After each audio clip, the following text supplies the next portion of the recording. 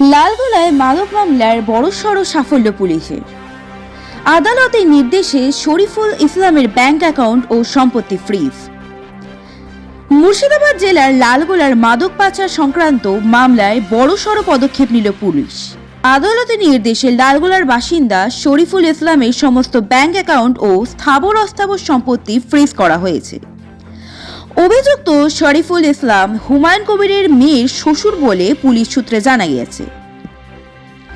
Police সূত্রে খবর, শরীফুল ইসলামের বিরুদ্ধে দীর্ঘদিন ধরেই মাদক পাচার সহ একাধিক গুরুতর অভিযোগ রয়েছে। তদন্তে তার বিপুল পরিমাণ অবৈধ সম্পত্তির হদিশ মেলে। সে প্রেক্ষিতেই আদালতে আবেদন জানানো হয় এবং আদালতের নির্দেশ পাওয়ার পরই আজ লালগোলা থানার পুলিশ এই কঠোর পদক্ষেপ গ্রহণ করে। পুলিশ জানিয়েছে, শরীফুল ইসলামের মোট সম্পত্তির পরিমাণ আনুমানিক 10,73,75,000 টাকা। এর মধ্যে রয়েছে 19টি ব্যাংক অ্যাকাউন্ট, 2টি গাড়ি এবং 15টি স্থাবর সম্পত্তি। সমস্ত ব্যাংক অ্যাকাউন্ট ও সম্পত্তি আইন অনুযায়ী ফ্রিজ করা হয়েছে। লালগোলা থানার এক আধিকারিক জানান, মাদক চক্রের আর্থিক মেরুদণ্ড ভেঙে দিতেই এই পদক্ষেপ। তদন্ত এখনও চলমান রয়েছে এবং এই চক্রের সঙ্গে আর কারা যুক্ত রয়েছে তা খতিয়ে দেখা হচ্ছে। এই ঘটনায় এলাকায় চাঞ্চল্য ছড়িয়েছে। পুলিশের এই পদক্ষেপকে মাদক বিরোধী অভিযানের একটি বড় সাফল্য বলেই মনে করেছেন সংশ্লিষ্ট মহল। আপনাদেরকে কাগজ দেখালো তো? পুলিশকে জিজ্ঞাসা করুন। না, কাগজ দেখালো তো আপনাদেরকে? কেন ভিডিও বানাবেন? না, কাগজটা তো দেখালো আপনাদের। কাগজ দেখালো, সেটা দেখানো। পুলিশ এখানে দাঁড়িয়ে আছে, তো জিজ্ঞাসা করুন না। আপনি কিছুই জানেন না? না, জানি না। কি কারণে? জানলে আপনাকে বলার প্রয়োজন মনে করছি না।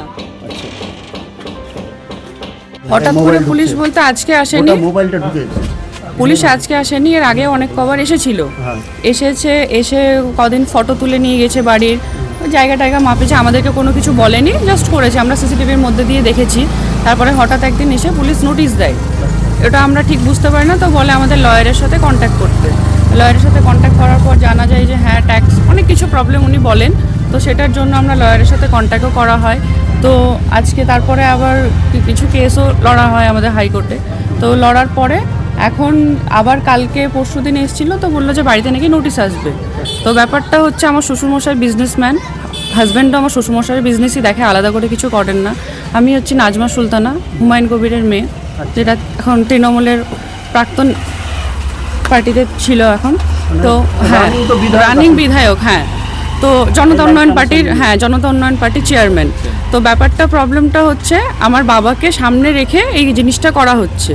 যেহেতু আমাদের আলাদা করে কোনো কিছু প্রবলেম হবে না, কারণ ওনার ক্ষতি করার জন্য আমাদের সাথে এই দুশ্মনীটা করা হচ্ছে। কারণ রাজনৈতিকের জন্য, কারণ বাবার ক্ষতি কিছু করতে পারছেন না। এই বাবরি মসজিদ নিয়ে এটা মমতা ব্যানার্জি করছে, মমতা ব্যানার্জি লোক করছে। কারণ আমাকে হাইলাইট করা যে মেয়ের বিজনেসম্যানের বাড়িতে বিয়ে হয়েছে, মেয়ের বিজনেসম্যান, মেয়ের নিজের প্রপার্টি আছে, মেয়ের প্রপার্টি থাকতেই পারে। কারণ আজকাল সবাই ভালো জায়গায় মেয়ের বিয়ে দেয়, শ্বশুরের কিছু থাকলে মেয়েকে তো দেবে। তাহলে আমাকে হাইলাইট করা, আমার হাজব্যান্ডের কি আছে, আমার হাজব্যান্ডের কটা গাড়ি আছে, কটা বাড়ি আছে, আমার কটা জায়গায় সম্পত্তি আছে, এগুলোকে নিয়ে হাইলাইট করে আমাদেরকে ফাঁসানোর একটাই রিজন হচ্ছে যে আমার বাবাকে নিচে নামাতে চাওয়া। পরবর্তীতে আপনারা কোর্টে যাবেন আবার?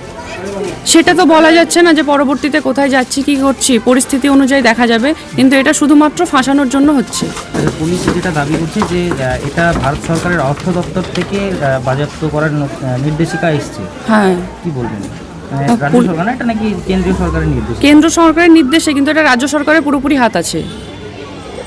এটা রাজ্য সরকারই করাচ্ছে। মানে রাজনৈতিক চক্রান্ত। আপনার নাম? নাজমা সুলতানা। আপনার নামে নোটিশ এসেছিল? আমার নামে এসছে, আমার হাজব্যান্ডের নামে এসছে, ইভেন আমার 7 বছরের মেয়ের নামেও এসছে। মুর্শিদাবাদ থেকে ব্যুরো রিপোর্ট, খবরের সন্ধানী।